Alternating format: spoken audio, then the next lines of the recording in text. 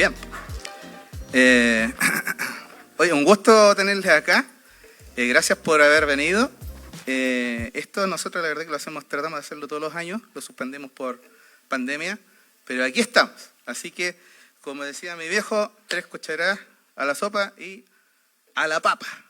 ¿Ustedes han comido cazuela o no? ¿Ah? ¿Les gusta la cazuela, no? La cazuela hay que saber comerla, hay que disfrutar un poco la sopa y de ahí comer. Pero esta vez vamos a hacer lo que decía mi viejo, 3 cucharadas rapidito. Mi viejo se tomaba la sopa rapidito para llegar a la presa. Entonces, vamos. Con la conferencia Solo Cristo. ¿Por qué hablar de Solus Christus o Solo Cristo hoy? ¿Sabía usted que en una encuesta realizada en creyentes, el más del 70% de ellos profesaba el Solo Cristo, pero no sabía de dónde provenía ni en qué consistía? Menos. Por lo tanto, en realidad, por mucho que lo confiesen con sus palabras, es como cuando dicen Soli Deo Gloria, ocurre la misma situación. No están entendiendo el verdadero valor de lo que significa Solo Cristo. Solo Cristo es una de las 5 solas o solae, lemas, que han llegado a resumir los temas claves de la Reforma protestante. En especial, Solo Cristo, que es el que me toca a mí y nos convoca hoy, es el centro a donde convergen todas y cada una de las solas. Son 5 y todas tienen un centro gravitacional que es solo Cristo. Y también, para los que les gusta estudiar teología, el centro de la teología precisamente también es solo Cristo. Cristo es el centro de toda la teología. Como decía Urs von Balthasar, un teólogo que a mí me gusta, que no es protestante, es católico, pero me gustaba mucho una frase que dice que toda la escritura y lo dicho desde el pasado y lo que nos viene desde el futuro, incluso desde afuera a la iglesia, todo finalmente apunta a Cristo, porque Él es el centro gravitacional de todo lo que se pueda decir, finalmente. Bien. Entonces, en pocas palabras, solo Cristo conecta todas las doctrinas de nuestra teología, porque solo Cristo se erige como la piedra angular de todos los propósitos y planes de Dios. Pero, y aquí viene el pero, si mal interpretamos quién es Cristo y lo que hace en su vida, muerte, resurrección, es decir, su obra, entonces todas las demás doctrinas probablemente sufrirán. Es decir, entender a Cristo y su obra es fundamental para que todas nuestras doctrinas que desarrollamos en nuestras teologías, nuestras diferentes situaciones eclesiales, van a verse afectadas si la doctrina de Cristo no está bien orientada. Si quiero abordar este tema con mucho temor y temblor, la verdad que sí, con mucho temor y temblor, he orado bastante como nunca he orado antes. No soy muy buen orador, pero esta vez sí oré mucho porque me parece que tratar solo Cristo es algo muy delicado y muy importante. Es el centro de nuestra salvación, Cristo. Entonces para mí es un honor poder exponer sobre Cristo. Quiero comentar algo que decía San Agustín en el siglo IV en su libro Las Confesiones. Decía, Señor, hablándole a Cristo, heriste en mi corazón con tu palabra y te amé. Entonces dejemos que hoy su palabra en alguna forma nos hiera, abra, penetre nuestra alma, para así poder lograr entender y amar lo que realmente significa solo Cristo. Bien, un poco de historia. Yo no me manejo mucho con esto, pero ahí vamos a hacer el empeño. El motor que dio inicio a la Reforma, todos sabemos, y lo vimos la semana pasada, la conferencia pasada, es en realidad la sola Escritura. De ahí parte todo. Hay una vuelta a la Escritura por los reformadores. Nunca dejaron de lado, por cierto, la tradición de los padres de la Iglesia, pero sí un énfasis en la Escritura. Martín Lutero dice, no quiero desechar a todos los más aprendidos que yo, sino que sea la sola Escritura, y ahí usa el término, la que reine, y no para interpretarla por mi propio espíritu, el espíritu de cualquier hombre, sino quiero entenderla por sí misma y por su espíritu. Otro reformador también ilustre como Juan Calvino, a mí me gusta esta frase que dice Juan Calvino, él dice que la Escritura es la escuela del Espíritu Santo. O sea, nosotros como pentecostales Si queremos saber del Espíritu Santo, en la Escritura está la escuela, decía Calvino, sus instituciones. Entonces el valor de la Escritura reluce porque ella es donde se encontró el verdadero pan de vida, el descanso para las almas atormentadas, almas necesitadas del perdón por sus pecados y también los nuestros. Pero este volver a la Escritura se enfrentó con una cristología distorsionada con el correr de los tiempos. Si bien la Iglesia de Roma confesaba una correcta comprensión de la identidad de Cristo, no profesaba una fiel interpretación de su obra. Y ahí el problema. Es decir, en tiempos de los reformadores, la obra de Cristo no era suficiente. Ahora Cristo, por medio de la Iglesia, tenía la intermediación y distribuía la gracia. Además eran necesarias la veneración de reliquias, el tesoro de la Iglesia, que también lo completaban los santos, sobre todo María, que finalmente llegó a ser corredentora, pues sufrió con Cristo los dolores de nuestra salvación.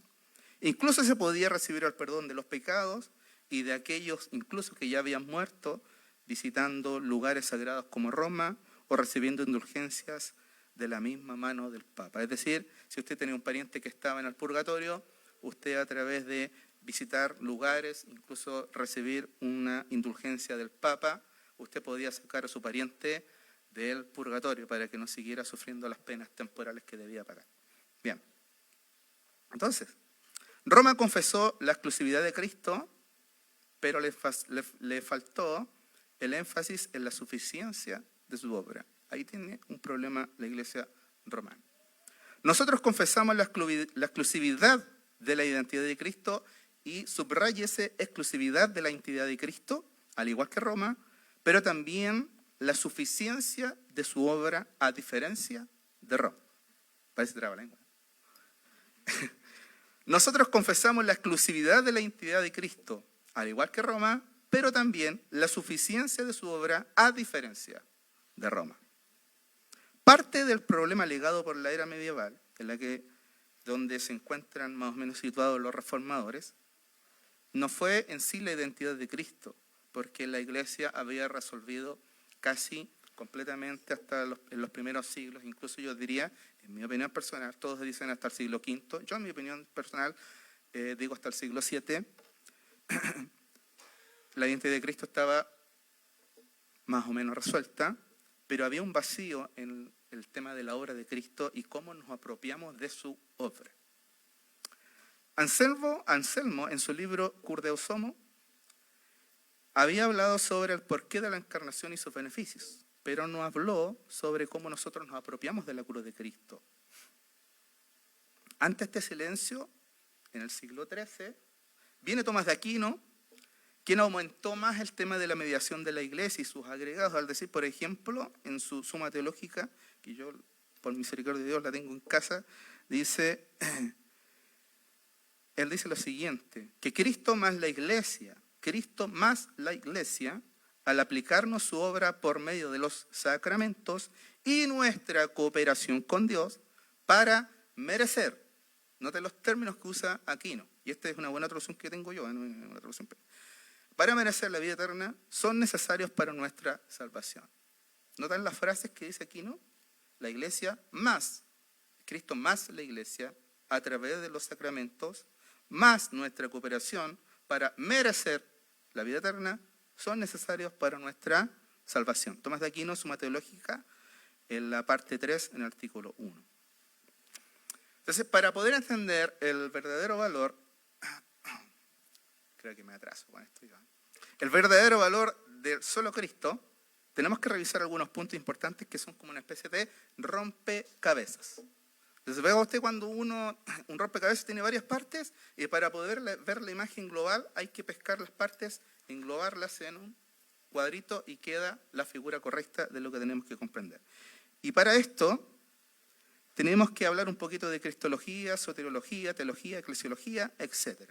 Con esto vamos a comprender y tener un panorama del maravilloso y sagrado lema de sola Escritura. La primera parte del rompecabezas es ¿quién es Dios? Una de las frases más célebres que se ha dicho en teología es Deus incomprehensibilis, si comprensibilis non Deus. No estoy hablando en lengua, a pesar de ser pentecostal, aunque lo parece, ¿no? Esto quiere decir simplemente Dios es incomprensible, si es comprensible, no es Dios. Dios es incomprensible. Si fuese comprensible, no sería Dios. Y con mucha razón. Por ejemplo, observe lo que dice Job en el capítulo 11, en el verso 7 y 8.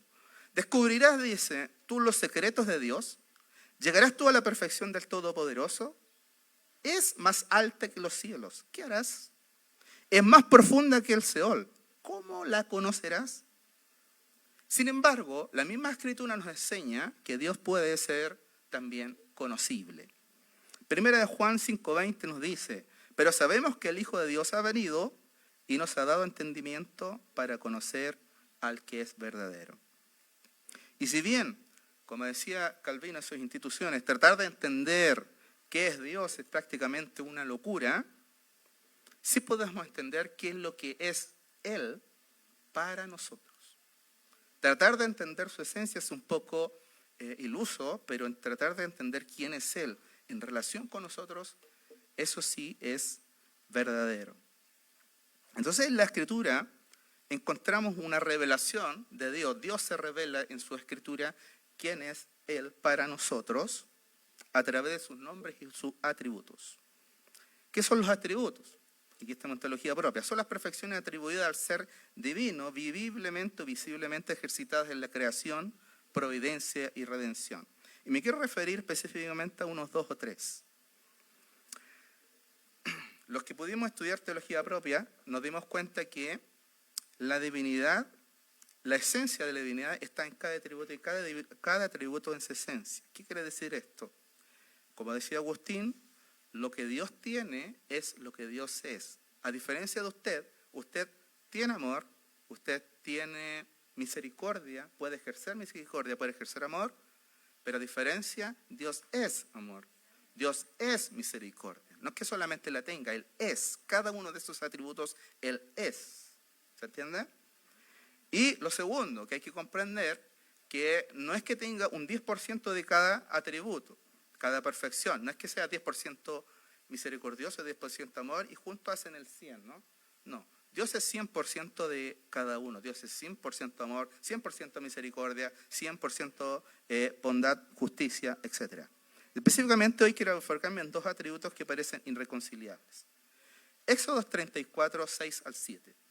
Dice el texto, y pasando Jehová por delante de él, proclamó, y aquí proclama el mismo, Jehová, Jehová, el mismo está hablando, fuerte, misericordioso, piadoso, tardo para la ira, grande en misericordia y verdad, que guarda misericordia a millares, y aquí viene lo interesante, que perdona la iniquidad, la rebelión y el pecado. Pero luego dice, y que de ningún modo tendrá por inocente al malvado. Nota el aparente choque ahí, porque dice, perdona la iniquidad, la rebelión y el pecado. Pero por otro lado, continúa la frase con una conjunción, y que de ningún modo tendrá por inocente al malvado. Entonces, bueno, el pecador, Dios lo va a salvar, pero también dice, no te voy a tener por inocente, te voy a castigar. Entonces, se notan 2 cosas que parecen estar apuntándose mutuamente o chocando. Entonces, Dios es 100% justicia, dijimos, por lo que efectivamente debe castigar el pecado. Debe castigar el pecado. Pero Dios también es 100% misericordia. Por lo tanto, no debe, sino puede perdonar. Porque no es su deber perdonar. Él lo hace porque Él ha querido perdonar. A diferencia que por su justicia, Él tiene que castigar el pecado. La misericordia, Él la ejerce porque Él lo desea por su soberana voluntad y nada más. ¿Ya?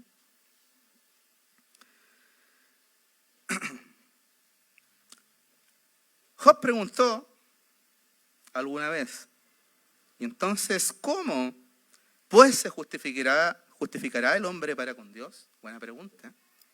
Si Dios tiene que castigar el pecado, entonces, ¿cómo nos vamos a justificar? Luego Pablo responde, en Romanos 8:33, ¿quién acusará a los escogidos de Dios? Luego la frase, Dios es el que justifica. Y aquí hemos entrado a la segunda parte del rompecabezas, el problema del pecado. Dios es creador, el hombre es criatura. Dios no necesita de nada ni de a nadie. Él está totalmente satisfecho consigo mismo y se deleita consigo mismo. Nosotros sí necesitamos de gente, necesitamos conversar, necesitamos de Dios. Dios no necesita de nosotros, Él se deleita a sí mismo, no necesita de nada. Pero decidió en su soberana voluntad relacionarse con los seres humanos a través de una estructura pactal. Es decir, Dios se relaciona con nosotros los seres humanos a través de pactos. Y eso es fácil verlo. Génesis capítulo, en los primeros capítulos, uno vemos que Dios hace un pacto, hay algo, una relación, donde al hombre se le pide simplemente obedecer una cosa simple. No comer de un árbol, de todos los árboles que había. O sea, hay una relación de pacto. Ya sabemos la historia que hizo Adán, ¿cierto? Habían de los mejores árboles, pero, como decía un amigo, el brea tenía que comer justo el que le dijeron que no comiera. Entonces, sí, no era que habían dos árboles, había muchos árboles, precisamente, incluso estaba el de la ciencia del bien y del mal, estaba el de la vida. Entonces, simplemente dijo, mira, tenéis todo para comer, pero de este no me comas. Y no era que el árbol en sí fuese malo, sino que el tema era que Dios demandaba obediencia. ¿Ya? Entonces, ese era el tema. Dios lo puso en un lugar maravilloso y le dijo, solamente obedecen este mandamiento. Bien. El primer pacto requirió su obediencia perfecta.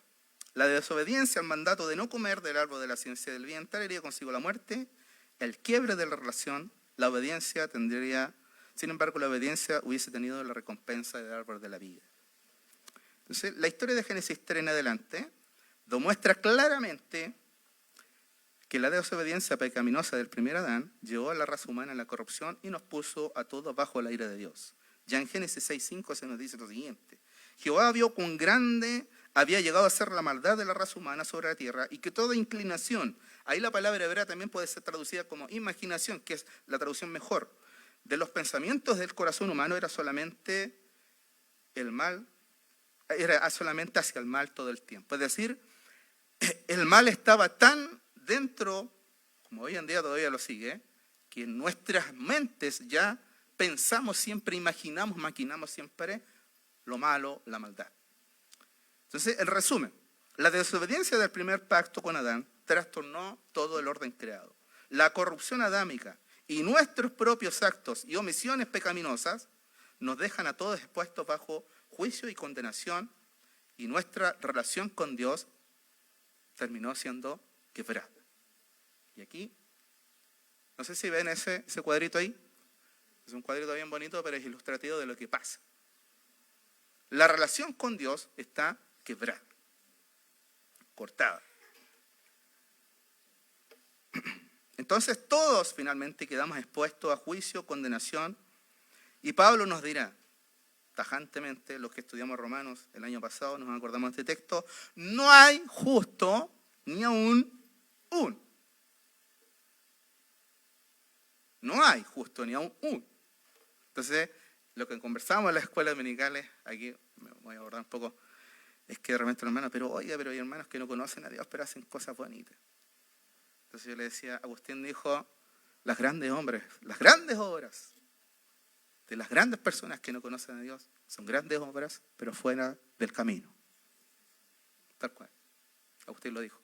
¿Y eso por qué? Porque en realidad no han conocido a Dios. Por lo tanto, finalmente, aunque uno encuentre que lo que hacen es bueno, siempre hay un motivo que está detrás que no agrada a Dios. Y podríamos decir, el nivel que nos exige Dios para que algo sea bueno es muy alto. A veces las cosas se hacen bien, pero son para vanagloria propia y no está la gloria de Dios siendo buscada en lo que se hace. Bien. Entonces, Pablo dirá, no hay justo ni uno, por cuanto todos pecaron y están destituidos de la gloria de Dios. O sea, estamos todos fuera, todos destituidos de la gloria de Dios. Toda la raza humana de Génesis, Adán y todos nosotros, toda su descendencia. No hay forma de justificarnos a nosotros mismos. Romanos 3:20. Por tanto, nadie será justificado en presencia de Dios por hacer las obras que exige la ley y menos por no hacerlas.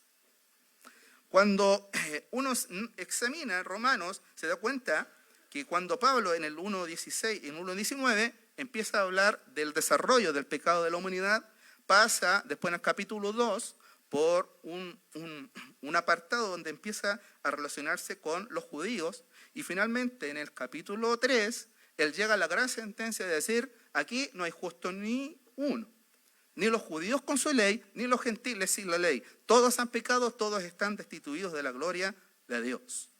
El problema del pecado. ¿Qué merecemos? Dígamelo usted. La muerte, la condenación. En chileno estamos fritos. ¿Sí? Eso tiene que tenerlo usted claro. Estamos fritos. No tenemos forma de salvarnos a nosotros mismos por nuestras obras, ni por lo que podamos hacer, ni por el dinero que tengamos.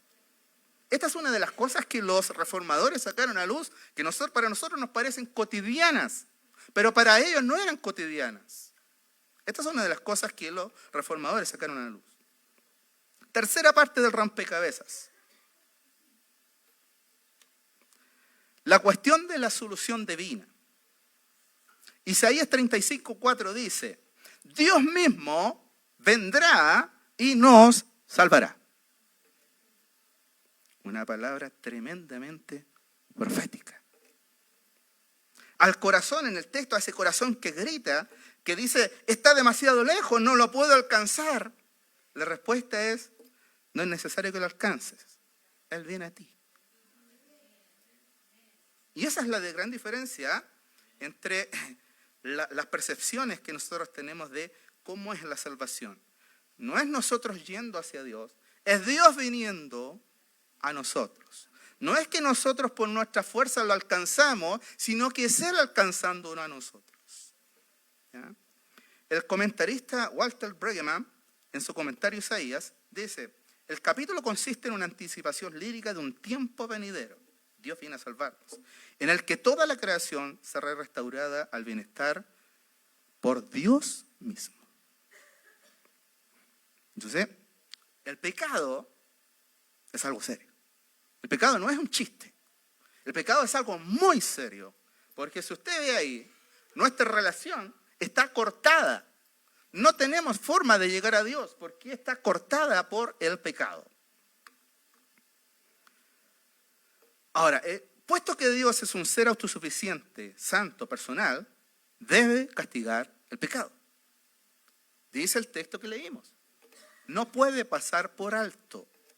Debe castigar el pecado. No puede pasar por alto, ni puede relajar las exigencias retributivas de su justicia, ya que hacerlo sería negarse a sí mismo, porque Él es justo, no tiene justicia, es justo. Por eso que las Escrituras enfatizan repetidamente que nuestro pecado y la santidad de Dios son incompatibles.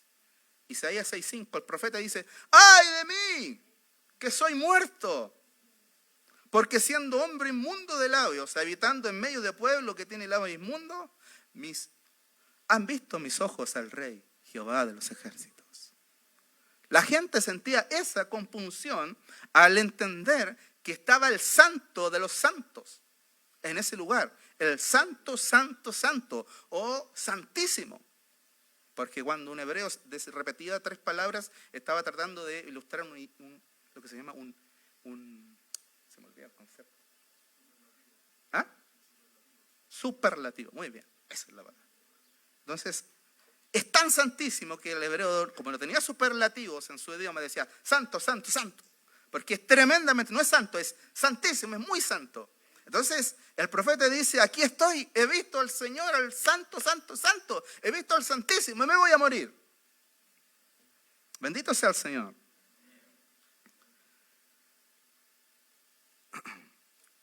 En el 59:2 dice, del mismo libro, pero vuestras iniquidades han hecho división entre vosotros y vuestro Dios. Ahí está, el texto, ilustrado. ¿Ya? Pedí los permisos, corporates, no sé de quién era. Entonces aquí ocurre que la santidad de Dios expone nuestro pecado y finalmente este pecado debe ser tratado. Entonces, además estrechamente relacionada con la santidad de Dios está su ira, es decir, su reacción santa ante el pecado. Donde hay pecado, el Dios santo debe confrontar y llevarlo a juicio, especialmente dado que el pecado no es algo que afecta a Dios externamente, sino que es contra Dios mismo.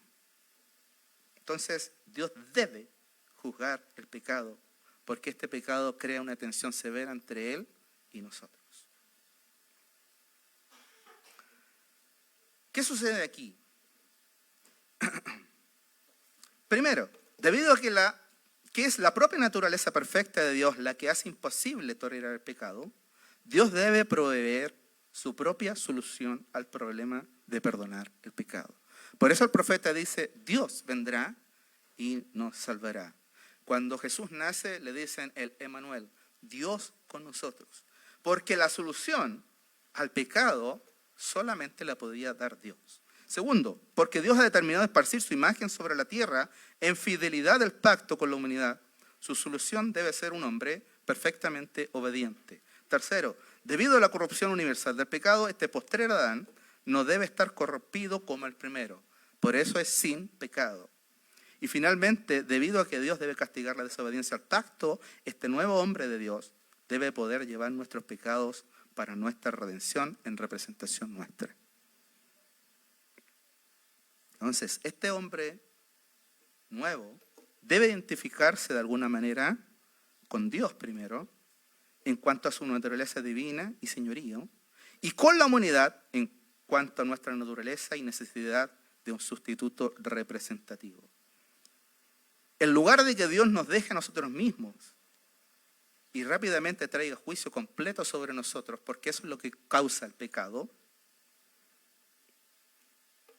Él actúa en gracia soberana, eligiendo salvar a un pueblo para sí mismo y revertir los múltiples efectos del pecado.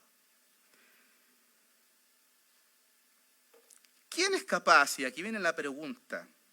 ¿Quién es capaz o qué tipo de persona es capaz de cumplir todas las exigencias de Dios, inaugurar su reinado, ser el salvador del mundo y establecer un nuevo pacto, incluyendo el perdón de los pecados? En el pensamiento bíblico la respuesta es clara. Solo Dios puede hacerlo y nadie más. Recuerde la pregunta. ¿Quién se justificará ante Dios? Nadie puede hacerlo. Solo Dios puede justificarte. La única respuesta posible a esta tensión es solo Cristo como Dios el Hijo encarnado. Y aquí vamos a hablar de la cuarta parte del rompecabezas, la identidad exclusiva de Cristo. ¿Por qué tenemos que tocar la identidad exclusiva de Cristo? Porque en la teología romana de aquel tiempo estaban metidos otros personajes más haciendo unas labores que solamente le competen a Jesús, solo a Jesús y a nadie más. La Escritura es clara, solo en Cristo está nuestra salvación.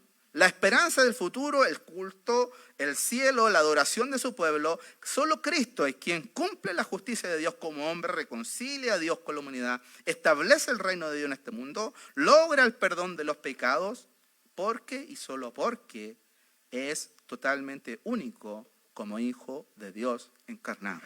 Y así lo confirma Pedro en Hechos 4:12. Y en ningún otro hay salvación, dice el texto, predicando Pedro, porque no hay otro nombre bajo el cielo dado a los hombres en quien podamos ser salvos. Entonces, solo Cristo se da porque en primer lugar, la caída de Adán fue tan devastadora que toda su progenie no puede pagar lo que le debe a Dios y es incapaz de hacerlo.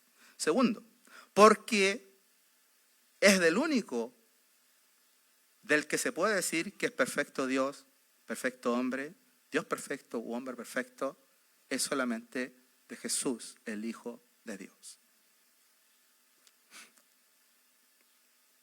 Por esto la Iglesia debe confesar junto a los concilios, el concilio de Calcedonia sobre todo, celebrado por el 451, la identidad correcta del Hijo de Dios. Así confiesa el venerable concilio. Esto lo tratamos en Cristología cuando estuvimos en las clases. Uno, dice el concilio, uno y el mismo Hijo es verus Deus, verus homo. No estoy hablando en lengua otra vez, sino que simplemente quieren decir verdadero Dios, verdadero hombre. Coesencial con el Padre según la divinidad y el mismo coesencial con nosotros según su humanidad. Quiere decir esto que tiene la misma esencia de Dios, la misma esencia humana o naturaleza, que son los términos que se usan correctamente. Como nosotros en todo, pero sin pecado. Engendrado por el Padre en la eternidad, nacido en el tiempo a través de María la Virgen en cuanto a su humanidad. Reconocido en dos naturalezas de forma inconfundible, inmutable, indivisible, inseparable. La diferencia de las naturalezas no desaparece por la unión, sino que se conservan las propiedades de cada naturaleza y ambas concurren en una sola persona, no como si estuviera dividido en dos personas, sino una sola persona. Esto es lo que se denomina la unión hipostática, dos naturalezas en una sola persona. Y ambas naturalezas subsisten con todas y cada una de sus propiedades sin mezcla, sin división. A diferencia de usted y yo, nosotros somos una persona con una naturaleza humana. Este bello cuerpo que vea usted aquí es un ser humano con una naturaleza, una persona con una naturaleza. A diferencia de Jesús, es una persona con dos naturalezas. Tiene su naturaleza humana completa, con todo es el humano 100% humano, pero también tiene una naturaleza divina, 100% divina. ¿Nota la diferencia? Yo no soy Jesús por si acaso, pero es para que usted tenga un ejemplo. Jesús seguramente era más encachado, pero esa es la idea. Entonces, la Iglesia debe profesar esto que estableció el concilio ya. Estas son doctrinas que ya quedaron una vez establecidas en el tiempo y ya no debemos tocarlas. Ya están. No podemos tocarlas. Son doctrinas básicas que ya quedaron establecidas en los primeros 4, 5, incluso para mí 7, los primeros 7 siglos. ¿Se entiende, no? La persona de Cristo es una persona con dos naturalezas. Cuando la naturaleza divina, lo que hace la naturaleza es tomar la naturaleza humana. Dios el Hijo toma una naturaleza humana, no la absorbe, la asimila, la toma, ¿ya? Y la junta a su persona. Entonces, la persona del Hijo de Dios en su encarnación asumió, no absorbió una naturaleza humana y por tal es capaz de redimirnos. Y aquí vienen las razones que quiero que usted le quede claro esto. Porque no puede llevar la salvación a cabo si no es verdadero Dios. No puede llevar la salvación a cabo si no es verdadero Dios. Y no tiene obligación de hacerlo si no es un verdadero hombre. ¿Por qué no exactamente? Si por un lado el Dios hombre no es hombre, entonces no puede pretender representar la humanidad en su satisfacción por el pecado ni pagar la deuda en nombre de la humanidad. Tenía que ser un hombre 100% hombre. ¿Ya? En otras palabras, no tendría obligación de dar recompensa a favor de esta raza porque no sería de ella. Si no fuese realmente humano, no podría pagar la deuda de nuestro pecado. No puede pagarla. Porque somos los seres humanos los que tenemos que pagar la deuda. Porque nosotros fuimos los que infringimos el mandamiento. Debe ser, por tanto, un miembro de la misma raza para pagar la recompensa en nombre de esa raza. Por otro lado, si el Dios hombre no es Dios, entonces no puede restaurar el honor debido a Dios. La deshonra del pecado robó a Dios y solo quien es Dios puede devolver ese honor. Debe ofrecer una satisfacción que sea tan sublime y tan preciosa que pueda bastar para pagar la deuda por los pecados de todo el mundo e infinitamente más. De ahí la frase de Romanos 5:20, donde abundó el pecado sobreabundó la gracia. Si Jesús no es el Dios hombre, entonces su muerte no tiene un valor infinito. Sin embargo, si es quien dice ser, entonces no debe nada y puede ofrecerse a sí mismo por la deuda de los demás, por la nuestra. Cristo no tenía ninguna deuda. Ojo con eso. Cristo no tenía deudas. Él era perfecto. Sin embargo, Él da su vida tan preciosa, en toda su grandeza, en un acto de su propia y supremamente grande voluntad por nosotros. Y el texto, porque de tal manera amó Dios a nosotros, ¿qué hizo? Envió a su Hijo unigénito para que todo aquel que en Él crea, más tenga vida eterna. El Padre envía al Hijo a solucionar el problema. La divinidad soluciona nuestro problema. Entonces, en cuanto a la identidad del Hijo de Dios, tanto Roma como los protestantes, o evangélicos y evangélicos, profesamos lo mismo.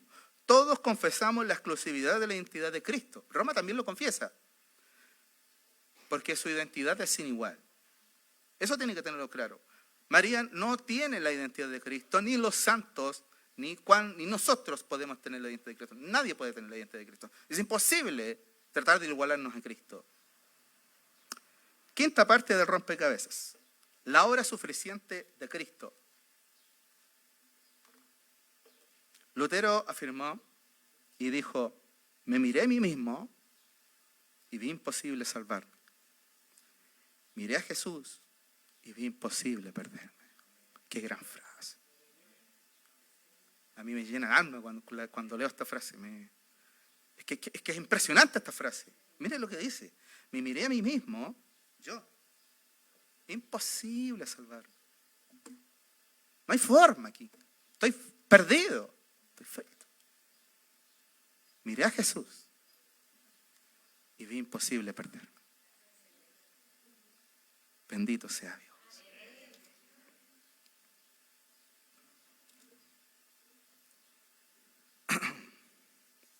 Entonces, ¿dónde estriba el verdadero problema en cada solo Cristo? Ahí debemos responder, en la suficiencia de la obra de Cristo. Pero yo tengo otro pensamiento que se lo voy a compartir después, que a mí me parece que quien no profesa correctamente la obra de Cristo, en realidad tampoco profesa correctamente la identidad de Cristo, pero lo vamos después. La iglesia y sus sacramentos. A través de los años en la iglesia se empezaron a agregar lugares de mediación entre los seres humanos y Cristo. Se agregó a la iglesia como un lugar de mediación. Para Roma el concepto de iglesia era muy importante, llegó a ser el ente regulador de la iglesia, de la gracia.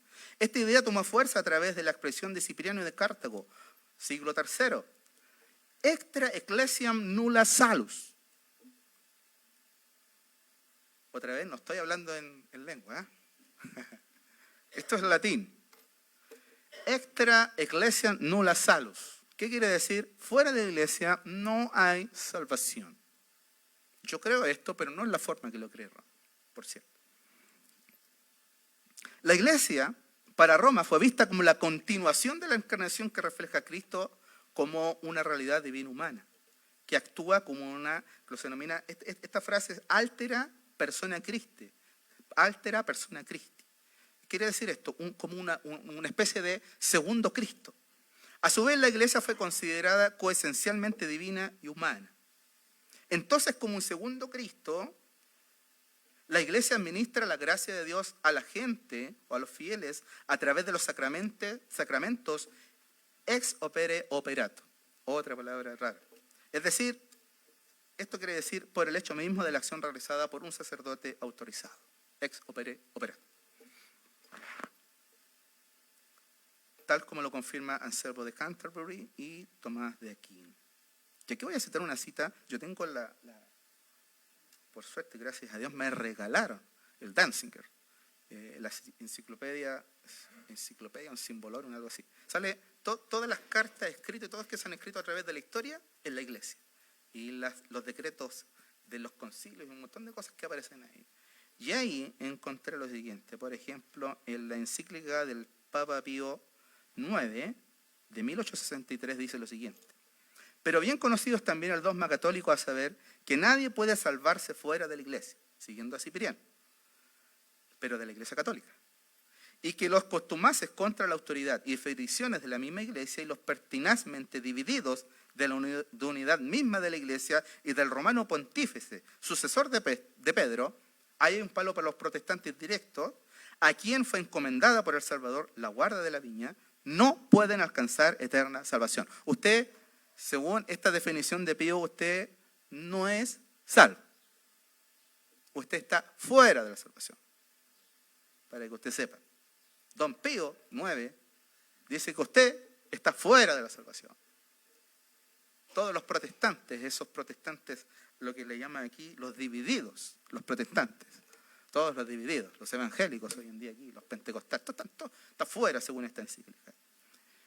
Entonces, ¿qué pasaba? ¿Cuál era la situación? La Iglesia romana, mediante los sacramentos, mantenía cautivo al pueblo de Dios desde la cuna hasta la tumba. En la Iglesia uno era bautizado de niño, confirmado de joven, casado de maduro y recibía la extrema unción en el lecho de muerte. La Iglesia Católica tiene 7 sacramentos. Cada uno de estos sacramentos, junto con la ordenación, se consideraban transmisores de la gracia cuando eran administradas por un sacerdote ex opere operato. Entonces la Iglesia Católica se había transformado, había pasado entonces de ser la compañía de los salvados a la compañía de la salvación. Era la compañía de los salvados, pasó a ser la compañía, podríamos decir, la empresa de la salvación. Lutero reconoció que en su época la gente se había esclavizado al sistema sacramental de la Iglesia que regulaba toda la vida del ser humano, y en lugar de mirar a Cristo para ser salvo, miraban a la Iglesia. Esta era la situación. Otra vez, del mismo libro, cita: hay un purgatorio y las almas que son detenidas allí son ayudadas por las oraciones e intercesiones de los feligreses aquí en la tierra. Y los santos que están en el cielo deben ser invocados y venerados para su ayuda. Y sus reliquias deben ser veneradas para su ayuda. Asimismo se cree y afirma que es lícito que los fieles de Cristo veneren las reliquias y la imagen de los santos otra vez para su ayuda. Es decir, si usted tiene un primo, un tío o un vecino que está ahí abajo, si usted quiere ayudarlo, vaya a visitar los lugares santos, visite, venere las reliquias, venere las imágenes, etc. Pide la ayuda de los santos que están ahí intercediendo también, según esta teología. Y sobre todo María, también de la bienaventurada Virgen María, otra vez citando el mismo texto. Medianera de las gracias, nada se nos distribuye. Note esta frase, subráyela. Nada se nos distribuye sino por medio de María. De suerte que a la manera que nadie se acerca al Supremo Padre sino por el Hijo, casi del mismo modo, le pusieron casi, ¿no? Noten la sutileza, casi. Del mismo modo, nadie puede acercarse a Cristo sino por su madre. Es decir, ya no vamos directamente al trono de la gracia por Cristo, sino que ahora para acercarnos al trono de la gracia tenemos que pasar por María para llegar a Cristo y luego para llegar al trono de la gracia. Encíclica Fidentem 1896. Por esta comunión de dolores y de la voluntad entre María y Cristo, mereció ella ser dignísimamente, y aquí subraye con negrilla, hecha reparadora del orbe perdido. Y por tanto, subraye nuevamente, dispensadora de todos los dones que nos ganó Cristo con su muerte y su sangre. Encíclica Ad Diem 1904. Quiero la última cita aquí. El Papa es cabeza de la Iglesia. La fiel relación de los antiguos nos cuenta que a quienes se le acercaban a la honorable basílica del príncipe de los apóstoles, el Papa, les fueron concedidos grandes perdones e indulgencias de sus pecados. Bula del Jubileo Antiquorum 1300. Y el romano pontífice puede dar indulgencia tanto por los vivos como por los difuntos con autoridad apostólica, porque él es el sucesor de Pedro. Y lo puede dar tanto por los vivos como por los muertos. Mire, fíjese ahí esa ilustración. Según la Escritura, uno puede ir directamente a Dios a través de Jesús. O sea, no es que uno pueda por su fuerza, sino que ya podemos acceder. Según la teología de la época de los reformadores, Estaba la iglesia, los sacramentos, las reliquias, el Papa, los santos, María. Y recién llegamos al Hijo de Dios y obviamente a Dios. Me quedan 10 minutos. Bien, vamos rapidito. Frente a esto nosotros debemos reafirmar solo Cristo. Quiero aquí que examinemos este texto. 1 Timoteo 2, 5 al 6. A mí lo que más me gusta es esto. Esta declaración de 1 Timoteo 2, 5 al 6 tiene 3 partes. Uno habla de la unidad de Dios, de Cristo como único, en el sentido de exclusivo mediador, y la muerte de Cristo como garantía de esa mediación. Ahí dice, si usted lo puede leer, porque hay un solo Dios. ¿Escuchó? Hay un solo Dios. Es lo mismo que nosotros encontramos de Deuteronomio 6:4. Y un solo mediador. Otra vez, un solo mediador. Entre Dios y los hombres, Jesucristo hombre, el cual se dio a sí mismo en rescate por todos. Si se fija usted en el texto griego, se usa un adjetivo numeral singular que es eis, antes de Dios y antes de mediador. Y ese adjetivo numeral implica la cantidad de uno. Entonces, si usted vuelve acá, ¿cuántos mediadores tenemos que pasar para llegar a Dios? Fíjese. Varios. Sin embargo, el texto ocupa enfáticamente ese adjetivo numeral por algo. Porque el apóstol está diciendo que es solo uno. Por eso la Reforma después aparece con solo Cristo. Este texto confirma el solo, uno. Un solo Dios, un solo mediador. El adjetivo numeral es enfáticamente uno solo.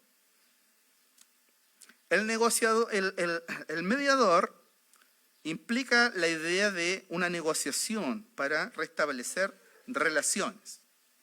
Eso es mediador.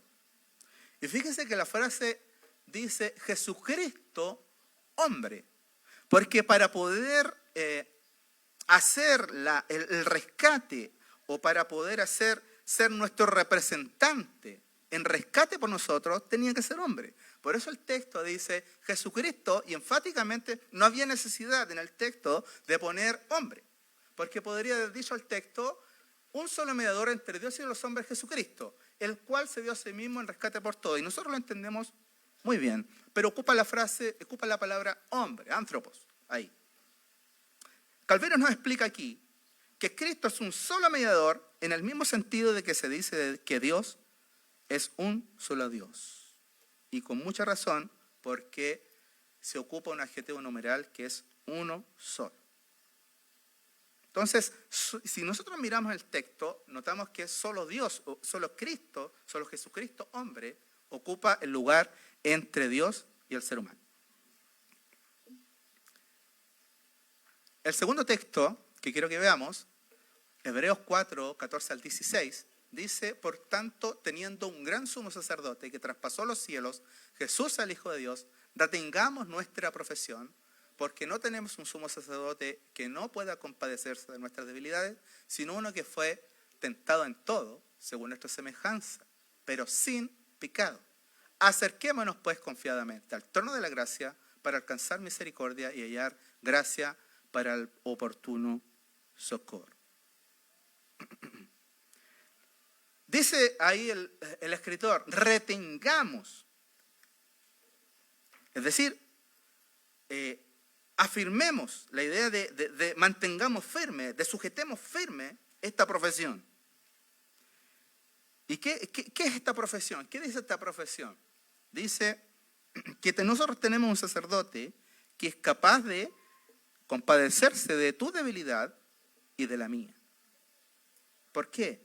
Porque es hombre, tal cual. Porque es Dios, pero también es hombre. Y luego dice, acerquémonos. La palabra técnica ahí, proserchomai, es ocupada en la versión de los 70, que es la traducción al griego del Antiguo Testamento, para hablar cuando el sacerdote se acercaba a Dios. Entonces, la idea de aquí es que nosotros podemos acercarnos a Dios con confianza. Y la palabra confianza es importante subrayarla ahí, porque es la palabra parresía, que implica una libertad democrática de poder decirlo todo, a diferencia del esclavo. Es decir, cuando usted se acerca al trono de la gracia de Dios, usted tiene plena libertad de poder dialogar con Dios. Y no necesita ningún otro mediador. Entonces, estos ricos textos nos pueden hablar de la rica obra de Cristo y que cómo esta obra de Cristo es suficiente. Cristo, como ser exclusivo, como identidad exclusiva, no necesita de mediadores, porque su obra es suficiente. Esa es la palabra clave. Su obra es suficiente. No necesita de iglesias, de santos, de María o el mismo Papa, porque al ser exclusivo solo puede hacer la tarea designada solo Él y nadie más. Su obra es suficiente. Entonces, hoy en día, y aquí concluyo, frente a estas cosas que yo puse acá, frente a la división que hace mucha de la investigación cristológica hoy entre el Jesús histórico y el Cristo de la fe, si bien son investigaciones académicas, hay que tener cuidado, porque nosotros profesamos una persona en dos naturalezas. Estas corrientes que vienen desde la Ilustración y pasaron al pensamiento racional de hoy en día, intentan buscar un Jesús histórico, incluso lo ipsissima verba Jesu. ¿Qué es ipsissima verba Jesu? Son las palabras exactas que Jesús dijo en su tiempo, porque lo demás es parte del redactor o de la creación de la comunidad que lo circundaba a Jesús. Entonces, buscan esas palabras exactas, buscan buscar al Jesús que vivió en ese tiempo, tratando de sacar todo lo que sea el elemento mitológico, el elemento teológico o el elemento mágico de la persona. Pero para nosotros, Jesús es el Hijo de Dios, 100% Dios, 100% hombre. Más que nunca, hoy debemos proclamar, Jesús es 100% Dios, 100% hombre. Y frente al postmodernismo, que es una de las corrientes, como yo también la considero de la misma manera como la considera Jean Baudrillard. Él consideraba que el postmodernismo, y que en la época que estamos viviendo ahora, el pensamiento que se está circulando es una esquizofrenia. Es una esquizofrenia de espacio y tiempo. De espacio porque el lugar del hombre ha cambiado, y de tiempo porque en realidad ya no nos importa el pasado y no importa el futuro. El hombre postmoderno no se interesa por el futuro, se interesa por el ich und nun, es decir, por vivir el hoy, carpe diem. Vivamos, comamos, que mañana moriremos. Y las verdades que la iglesia ha mantenido por años, hoy en día están siendo relativizadas. Es decir, es verdad mientras yo considero que es verdad. Ya la Escritura no pasa a ser la autoridad máxima en normas de conducta y de fe o de doctrina, sino que ahora más importa lo que yo pienso o lo que yo estimo, por ejemplo, en referencia a Jesús. Así que la iglesia hoy en día también debe pararse como un fiel seguidor de Cristo y reafirmar lo que la Reforma trajo a luz hace unos años atrás. Solo Cristo. Cristo es único y su obra es suficiente. Que el Señor les bendiga. Amén.